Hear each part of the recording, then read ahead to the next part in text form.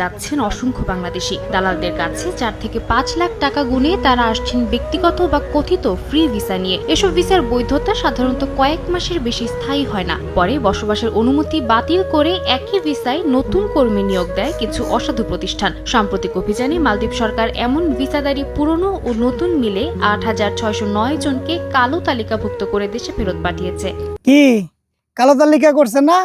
আরো আসেন বিদেশ। এই যে দালালদের খপ্পরে পইরা ফ্রি ভিসা প্রলোভন দেখায়া এই যে আসেন, আপনারা আসার পরে দেখছেন মালদ্বীপের কি অবস্থা, কত লোকগুলারে ধরে ধরে দেশে পাঠাইতেছে।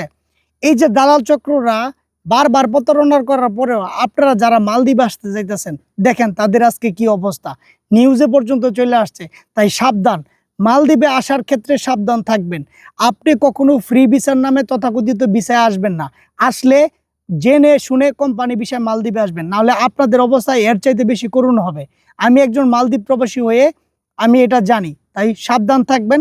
বিদেশে আসার ক্ষেত্রে অবশ্যই ফ্রি ভিসার নামে তথাকথিত ভিসায় আসবেন না। আসলে কোম্পানির বিষয়ে কাজ জেনে শুনে তারপর আসবেন। ধন্যবাদ সবাইকে।